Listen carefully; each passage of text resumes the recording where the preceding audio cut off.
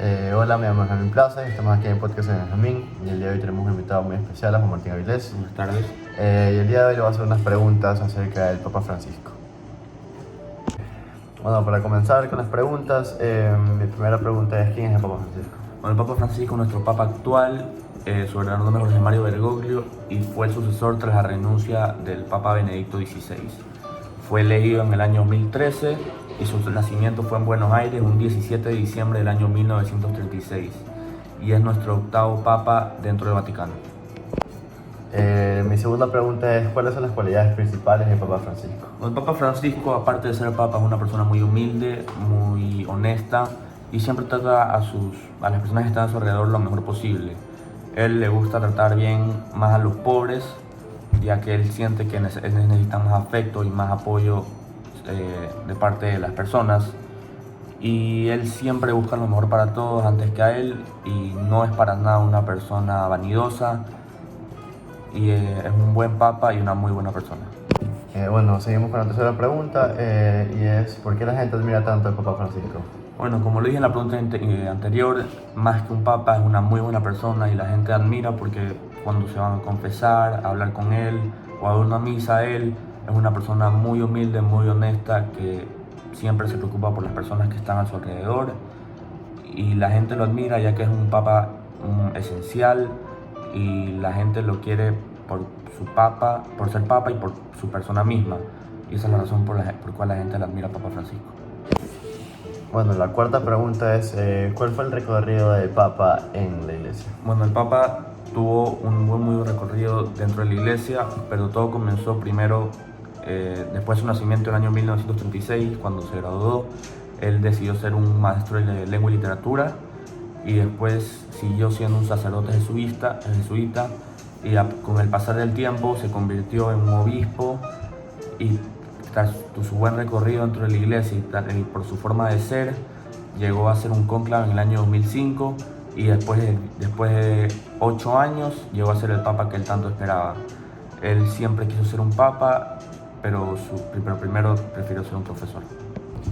Bueno, la quinta pregunta es: ¿por qué el Papa decidió ponerse a él como nombre Francisco? Bueno, como ya lo mencioné anteriormente, su verdadero nombre es Jorge Mario Bergoglio y cuando se convirtió en un papa, claro, estaba en busca de nombres como cualquiera de todos los papas, pero él se inspiró en el santo Francisco de Asís, que para él era una persona muy ejemplar y él quería seguir sus pasos como santo y gracias a él se decidió por el nombre Francisco.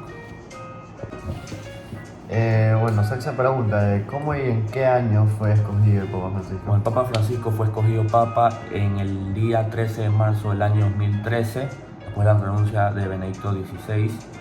Él fue escogido a base de una votación, una quinta votación dentro del segundo día, donde todos los cónclaves votaron y escogieron al Papa Francisco.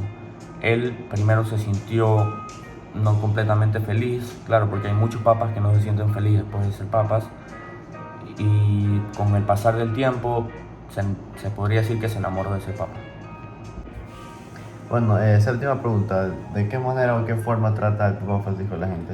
Bueno, el Papa Francisco siempre trata a la gente lo mejor posible y se esfuerza en cómo trata a la gente antes de cómo se trata a él mismo, ya que es una persona muy humilde, honesta y le encanta siempre que la gente sea feliz alrededor de él y que esté satisfecha cuando está con él, alrededor de él o hablando con él, por así decirlo. Y él siempre ha sido su forma de ser, no desde que se convirtió en papa, siempre como persona ha sido su forma de ser, desde que ha sido un chico, desde que fue, como ya dije, profesor y todas sus etapas dentro de la iglesia. Él siempre da a las personas lo mejor posible y por eso las personas lo quieren y lo admiran por tal como es.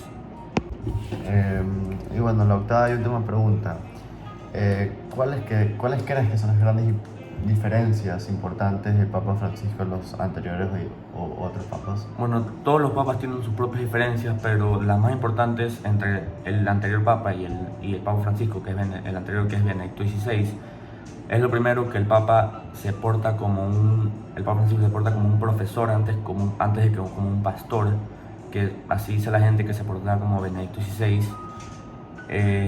Las palabras, los gestos, todo lo que usa el Papa Francisco es muy diferente a Benedicto XVI.